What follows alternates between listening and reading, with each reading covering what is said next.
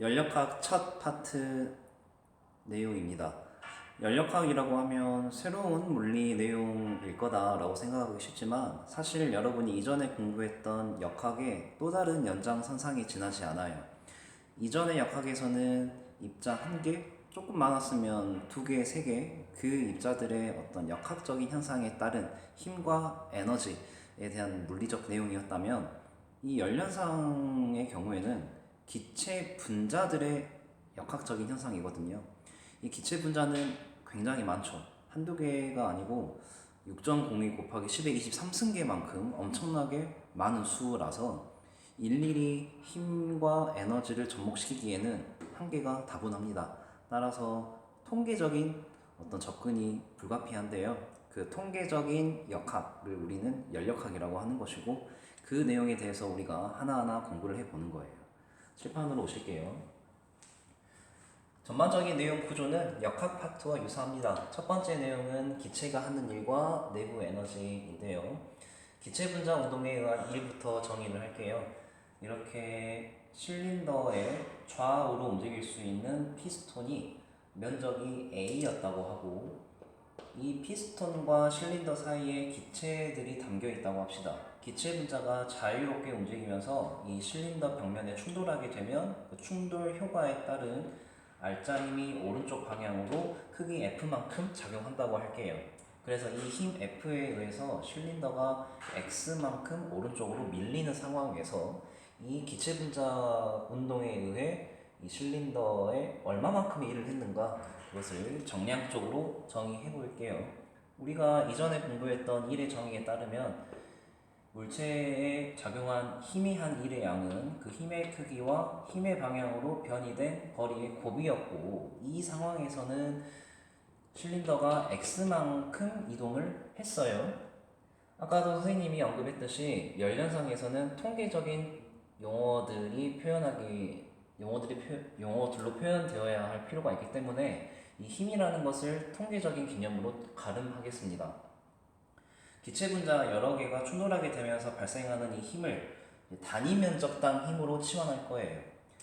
단위 면적당 작용하는 힘을 우리는 압력이라고 부를 거고 압력은 기호로 P라고 씁니다. 이 압력으로 이 힘을 치환을 한다면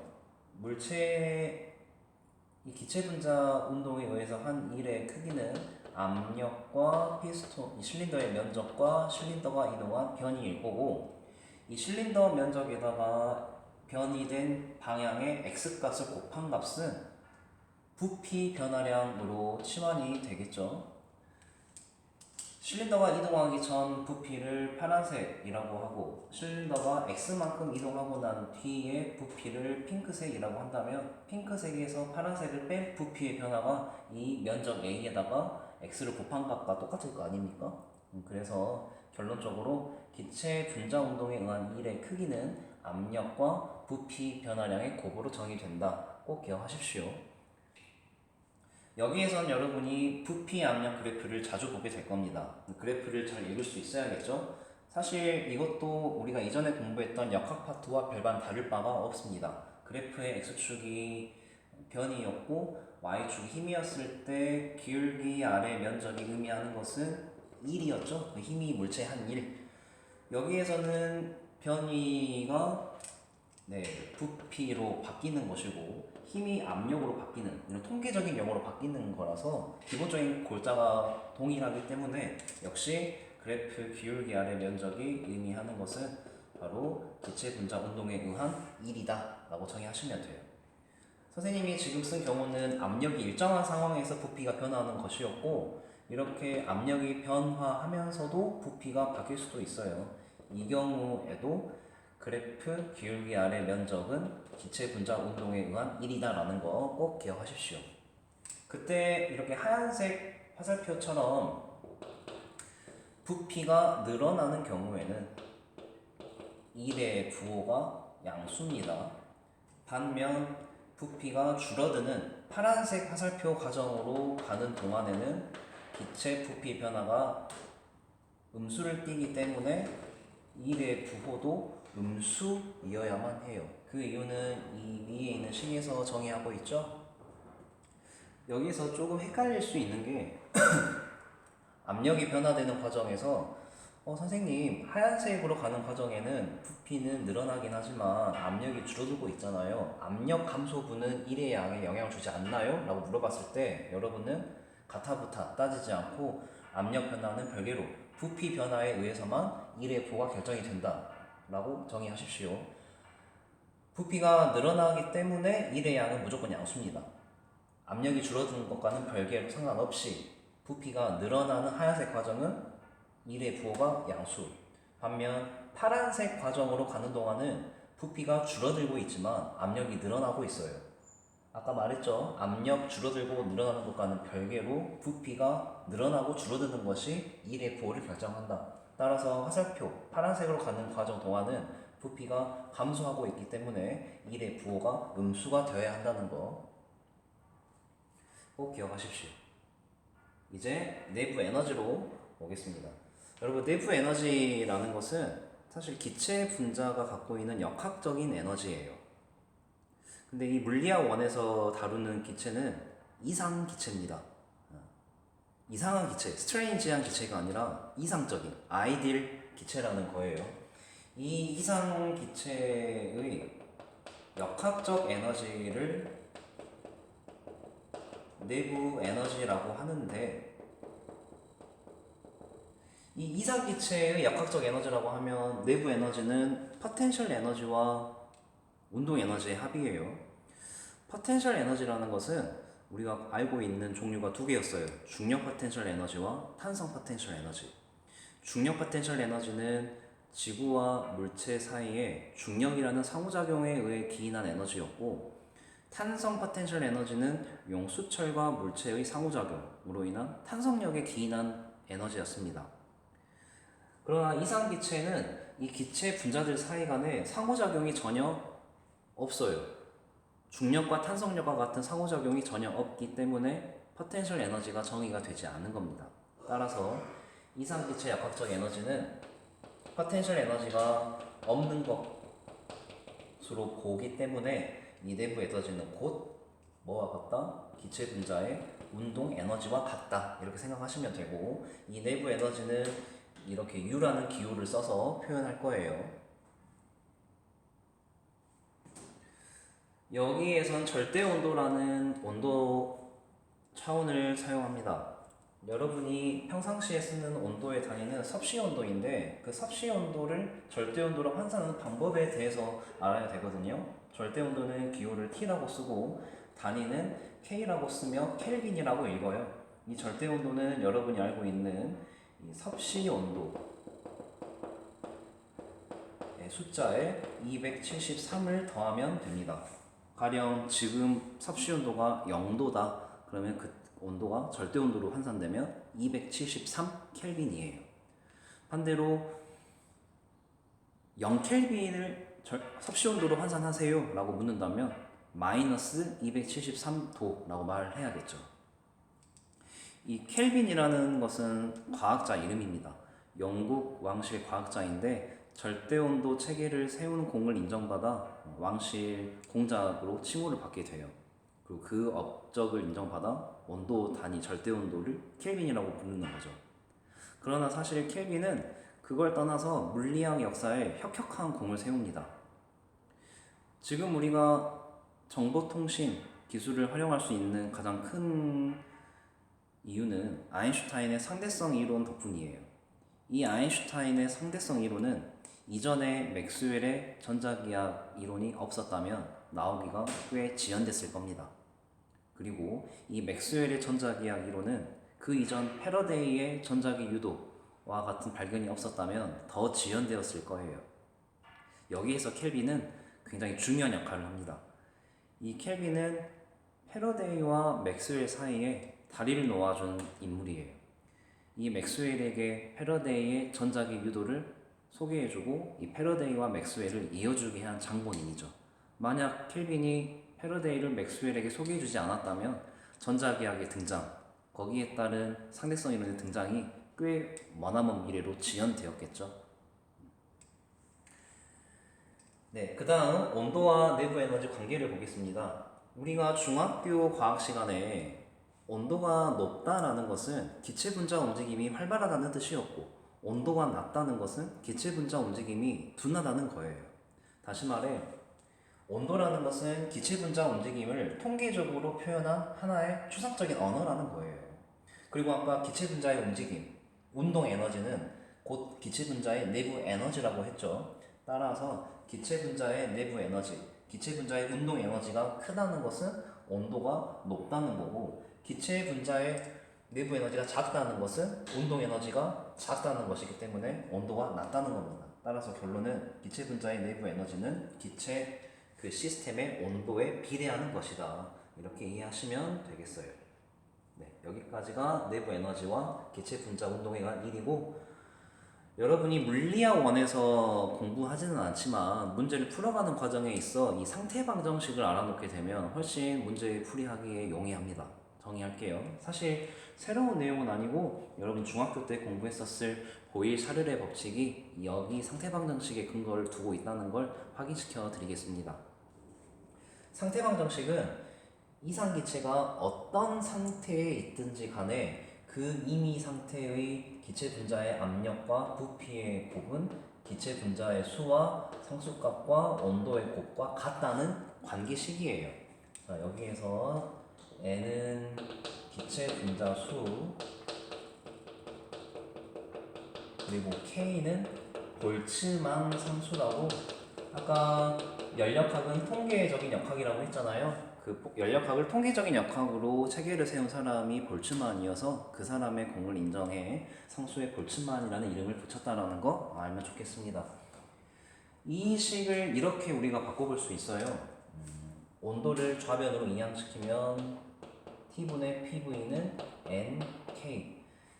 항상 물리학 원에서 다 제시되는 문제들은 밀폐된 용기이기 때문에 기체 분자 수, 어디서 들어오는 것도 없고 나가는 것도 없는 밀폐된 용기라서 항상 일정합니다. K는 원래 상수고요. 그래서 이 값 N과 K의 곱이 일정하기 때문에 어떤 상태에 있는 기체든 그 기체의 온도분의 압력과 부피의 곱은 다 똑같다라는 말이에요. 보일의 법칙은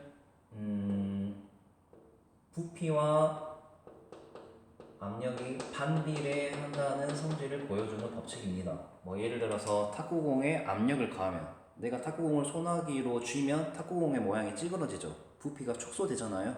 압력이 증가하기 때문에 부피가 축소되는 반비례 관계. 이 보일의 법칙은 전제 조건이 온도가 일정할 때입니다. 온도가 일정할 때 압력이 증가하면 부피가 줄어들어야 좌변, 우변 값이 일정하다는 게 만족이 되죠. 샤를의 법칙은 찌그러진 탁구공에 뜨거운 물을 부으면 그 탁구공이 다시 복원됩니다. 이제 그걸 설명하는 건데요. 이 샤를의 법칙은 온도와 부피가 비례한다는 관계를 설명하는 법칙이에요.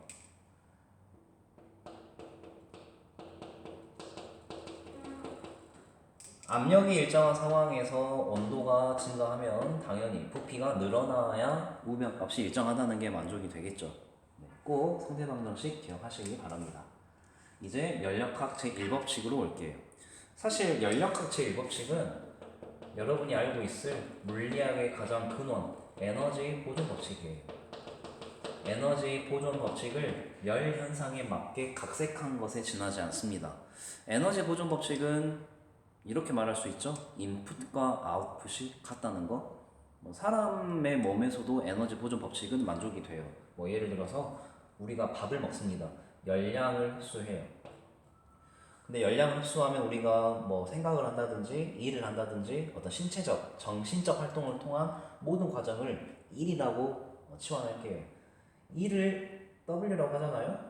근데 우리가 먹은 거에 대비하여 일한 양이 되게 적다면 그 알짜 양만큼이 우리 몸 내부에 축적이 됩니다. 내부 에너지에 축적이 되는 것 같다. 인풋과 아웃풋이 같다라는 말이에요. 그래서 이 식을 정리하면 다음과 같은 식을 얻을 수 있는데, 이렇게 어떤 시스템 내부로 어떤 시스템을 출입하는 열량은 그 시스템의 내부 에너지 변화량과 그 시스템 내부의 기체 분자 운동에 의한 일의 합과 같습니다. 인풋과 아웃풋은 같습니다. 라는 에너지 보존 법칙이라는 거 기억하시면 좋겠습니다. 세 항들 모두 에너지이기 때문에 단위가 모두 줄이에요.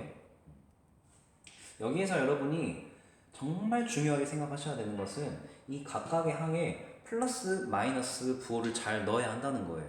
어차피 주어져 있는 값들이 플러스냐 마이너스냐 잘 설정해 주어야 올바른 답이 나오겠죠. 그 규칙 정의하도록 하겠습니다. 첫 번째 문제에서 개의 열이 흡수된다라는 말이 나오면 이 문장을 토대로 여러분은 열량 Q가 양수이구나 정리하는 겁니다.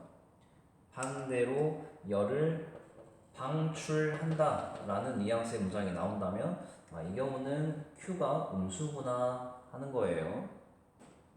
그리고 개의 온도가 증가한다는 말이 나오면 이때는 내부 에너지 변화의 부호가 양수구나. 반대로 온도가 감소한다는 말이 있으면 이 경우는 내부 에너지 변화가 음수구나 이렇게 하는 거고, 개 내부의 기체가 이 일을 한다라는 문장이 나왔다면 여러분은 기체가 하는 일의 양이 양수구나 하는 것이고, 반대로 일을 받았다라는 뉘앙스의 문장이 나왔다면 이 경우는 기체 분자가 하는 일이 부호가 음수구나라고 하는 겁니다. 꼭 기억하세요. 너무나도 중요한 내용이니까. 이 상태방정식과 연력학 1법칙을 토대로 우리가 4가지 연력학 과정들을 분석을 해 나갈 겁니다. 첫 번째 등압 과정 볼게요.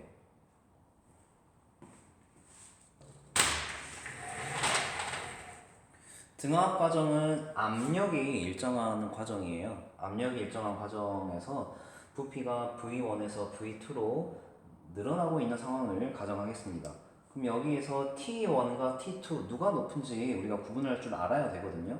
상태 방정식을 근거로 알아보도록 할게요. 이 점에 있는 온도와 부피와 압력의 곱은 이 점에 있는 온도 분의 압력 곱하기 V2와 같아야 한다. 상태방정식에 의해서 압력은 똑같기 때문에 P는 소거가 되고 육안으로 보았을 때 V1보다 V2가 더 크기 때문에 온도 역시 T2가 T1보다 높아야 돼요. 그래서 부피가 늘어나는 과정에서는 온도가 증가하고 있는 과정이기 때문에 내부 에너지의 변화량이 양수가 돼야 합니다. 자, 그리고 두 번째, 연력학 1법칙에 의해서 이게 열이 들어오는 건지 나가는 건지도 분간해 볼게요. 이렇게 부피가 늘어나고 있는 과정에서 기체 분자가 하는 일은 노란색으로 빗금치 면적만큼이고, 이 일은 부피가 늘어나고 있기 때문에 양수입니다. 일의 부호는. 내부 에너지의 변화도 양수, 일도 양수이기 때문에 필연적으로 Q도 양수여야 해요. Q가 양수라는 것은 개가 열을 흡수했다는 거예요? 방출했다는 거예요? 그렇죠. 흡수했다는 거죠. 이런 식으로 분석하시면 되고, 그 반대의 과정, 부피가 줄어드는 과정에서는 여러분들 스스로 해보시기 바랍니다. 그 다음 등적 과정 볼게요. 부피 적자입니다. 부피가 일정한 과정이고 정적 과정이라고도 불러요. 부피가 V를 일정한 상황에서 압력이 증가하는 과정을 예로 들겠습니다. T1과 T2 누가 온도가 높냐를 분석하기 위해서는 상태 방정식을 이용해서 이 점에서의 상태 방정식과 이 점에서의 상태 방정식의 크기는 같다 이렇게 두고, 압력이 똑같은 부피가 똑같은 상황이기 때문에 육안으로 보았을 때 P2가 더 크니까 온도도 T2가 높아야겠죠. 따라서 이 과정에서도 역시 온도가 늘어나고 있기 때문에 내부 에너지의 변화도 양수가 돼야 합니다. 그리고 이 과정에서는 부피의 변화가 없기 때문에 기체 분자 운동에 의한 1이 0이 되겠죠. 따라서 연력학 일법칙에 따라 1이 0이기 때문에 기체 시스템으로 출입하는 열은 온전히 기체 내부 에너지 변화량에만 의존해요. 관여해요. 네, 이렇게 이해하시면 되고, 등원 과정 보겠습니다. 여러분, 등원 과정은 사실 물리학원 교과서에는 나와 있지 않지만 등원 과정을 이해를 해 놓으면 문제 풀기가 수월을 할 어떤 뉘앙스를 주는 문제들이 기출이 되고 있기 때문에 설명을 하도록 할게요. 뭐 어렵진 않습니다. 등원 과정은 온도가 일정한 과정이겠죠? 그래프 형태가 이렇게 반비례하는 형태의 그래프가 등장하는데 왜 이런 형태가 나오는지 설명할게요. 상태 방정식을 쓰겠습니다. PV는 NKT. 등원 과정에서는 온도 역시 변하지 않기 때문에 상수 따라서 이 값 자체의 곱이 다 상수가 돼요. 자, 그리고 x축이 부피, y축이 압력이에요. 그래서 우리 x에 대한 y 함수로 식을 표현한다면 이렇게 쓸 수 있겠네요. p는 v분의 상수, p가 y축, v가 x축이니까 y는 x분의 상수. 그래서 이렇게 반비례하는 그래프 형태가 나오는 겁니다. 아시겠죠?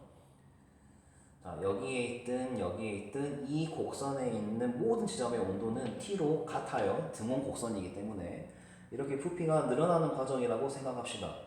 그러면 이 과정에서 온도는 변함이 없기 때문에 내부 에너지의 변화 역시 0입니다. 그리고 1의 부호는 어떻게 될까요? 1은 여러분 V1에서 V2까지 변하는 동안 기체 분자 운동에 의한 1은 기울기 아래 면적, 노란색 면적이에요. 이 면적의 부호는 당연히 양수가 돼야겠죠. 왜? 개의 부피가 증가하고 있기 때문에 압력이 줄어드는 것과는 아무 상관없이 부피 변화로만 1의 부호 결정한다는 거 꼭 기억하십시오. 따라서 이 등원 과정에서는 연력학 일법칙에 따라 개에 출입하는 열량이 기체 분자 1에만 관여합니다. 이제 마지막 단열 과정 볼게요. 단열 과정은 그래프 형태가 등원 과정이랑 비슷한데 기울기의 가파름 정도가 훨씬 더 급합니다. 단열 과정이. 단열 과정의 이 단자가 차단할 때의 단이고 이건 열을 차단한 거예요. 개로 출입하는 열을 차단해버렸다. 그래서 개에 들어오거나 나가는 열이 없는 Q가 0인 연력학 과정입니다. 자, 이 과정에서도 T1, T2 누가 높은지를 분간하기 위해서 상태 방정식을 정의해 볼게요. 이 지점에서 상태 방정식은 T1분의 P1분의 V1. 이 지점에서의 상태 방정식은 T2분의 P2 곱하기 V2 역시 같아야 해요. 그런데 여러분 여기에서는 압력 이렇게 가는 과정 동안 부피는 늘어나지만 압력이 줄어듭니다. 그런데 부피가 늘어나는 양이 큰지 압력이 줄어드는 양이 큰지 확연하게 구별이 가지 않아요. 앞서 등압 과정은 압력이 통제되었고 등적 과정은 부피가 통제되었기 때문에 두 변수의 인과관계를 뽑는 데 수월했지만 이 경우는 두 개가 모두 바뀌어버려서 통제되는 변인이 없어가지고 온도의 태소 관계를 구분하기 굉장히 힘듭니다. 그래서 이 단열 과정에서는 상태 방정식으로 온도의 태소를 구별할 수가 없고 연력학 일법칙으로 우리가 알 수밖에 없어요. 연력학 일법칙 개에 출입하는 열은 내부 에너지의 변화와 기체 분자 운동에 의한 1의 합과 같다 써놓고 단열 과정에서는 출입하는 열량이 0이기 때문에 내부 에너지의 변화가 기체 분자 운동에 의한 1의 마이너스와 같습니다. 자, 이 경우에서 여러분 이렇게 노란색 면적만큼 기체 분자가 일을 해요? 받아요? 그렇죠. 일을 하죠. 왜? 부피가 늘어났으니까. 부피가 늘어났으니까 일이 양수입니다. 일이 양수라는 것은 일을 했다는 거죠. 네, 일을 했기 때문에 일이 양수고 따라서 내부 에너지의 변화는 양수에 마이너스가 붙었으니까 음수예요. 내부 에너지의 변화는. 따라서 온도가 감소하는 과정입니다. 이렇게 부피가 늘어나는 과정에서 온도가 떨어지는 것을 단열 팽창이라고 하고, 이 단열 팽창 과정에 의해 생기는 대표적인 자연현상이 구름이에요. 오늘 이 시간에 여러분에게 추천해줄 노래는 문문의 비행운이라는 노래입니다. 이 비행운 역시 단열 팽창으로 생기는 자연현상인데요. 이 비행기 내부에 이 제트 엔진이라는 이 좁은 공간에서 공기가 분출이 되고, 이 분출되는 과정에서 공기가 팽창하면서 온도가 음결점 이하로 떨어지게 되어가지고 생긴 기나긴 구름 자국을 비행운이라고 합니다. 그런데 이렇게 제트 엔진이라는 좁은 곳에서 공기가 빠져나오는 과정이 워낙에 빨리 이루어지는 과정이다 보니 외부와의 열출입이 제한되어 있는 상태에서 기체 분자 스스로의 에너지를 온전히 자기가 팽창하는 데 다 써버리기 때문에 온도가 필연적으로 떨어질 수밖에 없는 거예요. 이 비행운이라는 노래의 가사가 그 물리학적인 원리를 그대로 차용해서 어떤 인생에 대한 자조적인 내용을 담고 있는 가사거든요. 비행운이라는 노래 가사는 다음과 같습니다. 비행기가 해와 달이 떠있는 높은 곳을 향해 힘차게 비상합니다. 뜨거운 이상을 품은 채로. 그러나 머지않아 그곳은 내가 머물기엔 너무나 높다라는 사실을 알려주는 잔인하고 차가운 현실을 마주하게 돼요. 그래서 비행기는 결국 현실과 타협하게 됩니다. 적당히 내가 머물기에 높은 곳만을 배회하기로. 한때 바라왔던 곳을 그저 바라만 봐야 하는 씁쓸한 현실에 내쉬어지는 비행기 한숨 자국이 비행운과도 같다.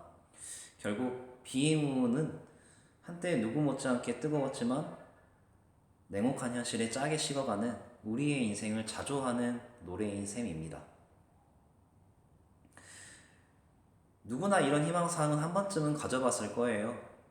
꿈을 이루는 멋진 사람이 되고 싶다. 바라던 일들이 다 이루어졌으면 좋겠다. 가급적 빨리. 기왕이면 빠른 게 좋다는 생각에 그저 눈앞에 있는 목표만을 주시하며 앞만 보고 달렸던 적이 있었습니다. 그저 눈앞에 있는 목표만 주시하며 달리다 보니 주변에 있는 풍경이 눈에 들어올리 만무했겠죠. 그렇게 앞에 있는 것만 보며 달리다 보니 시야가 좁아지게 되면서 욕심은 더 커져갔고, 그 욕심이 만드는 허울은 현실을 똑바로 바라보지 못하게 만들더라고요. 공교롭게도 그럴 때마다 이상과 현실 간의 괴리를 마주하게 되는 순간은 어김없이 찾아왔고, 그럴 때마다 도대체 나는 얼마나 더 빨리 달려야 목표에 도달할 수 있는 것인가, 그런 현타가 찾아오면서 나 자신이 초라해지다가도 문득 그런 생각이 들더라고요. 내가 빨리빨리에 매몰되어서 미래를 담보로 현재를 희생시키며 살아온 나 자신이 되게 안쓰럽다라는 뭐 그런 거. 비행운이라는 거, 아까도 선생님이 설명했지만 이 단열 팽창 과정에서 발생되었던 온도차는 너무나도 빨리 이루어지는 과정에서 기인했었습니다. 그랬던 것처럼 뭔가 되게 빨리 성공하고자 하는 어떤 그런 욕망이 이상과 현실 간의 괴리를 만들어내고 거기에 따라 한숨 자국이 생길 수밖에 없었다. 결국 비행운이라는 것은 빨리빨리에 매몰되어서 미래를 담보로 나의 소중한 현재를 희생시켰던 나 스스로의 한숨 자국과도 같았다라는 생각에 이르게 되었어요. 그런 저에게 깊은 깨달음을 준 책이 있는데 그걸 여러분께 소개해주고 싶습니다. 나의 하루는 4시 30분에 시작된다라는 책인데, 이 책의 저자의 메시지가 저에게 큰 울림으로 다가왔어요. 다음과 같습니다. 빨리 되려 하지 말고 일찍 시작하는 사람이 되어라. 여러분이 이 책을 읽고 보다 현재를 효율적으로 관리할 수 있는 체계적인 시간관리법을 터득하여서 현재를 희생시키지 않고 조금 더 현명하게 살아갈 수 있는 그런 사람이 되었으면 좋겠습니다. 오늘도 물리를 통해 인생을 배웁니다. 마지막으로 오늘 공부한 내용 중요한 것 오버뷰 한번 살펴보고 마무리할게요.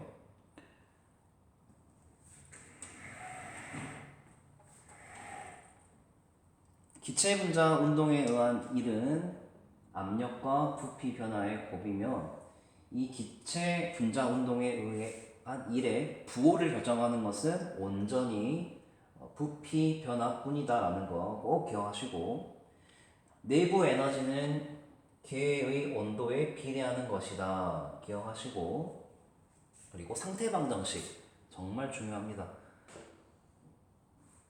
그리고 연력학 1법칙은 인풋 때는 열량은 아웃풋 때는 에너지와 같다. 그리고 이 각 세 가지 항에 어떤 부호를 넣어야 할지에 대한 부호 규칙도 꼭 기억하십시오. 각각의 등합 과정, 등적 과정, 등원 과정, 단열 과정은 이 내용들이 여러분들께 터득이 되어 있었다면 해석하는데 큰 무리가 없을 거라고 생각해요. 네, 오늘 수업은 이쯤에서 마치겠습니다. 고생하셨어요.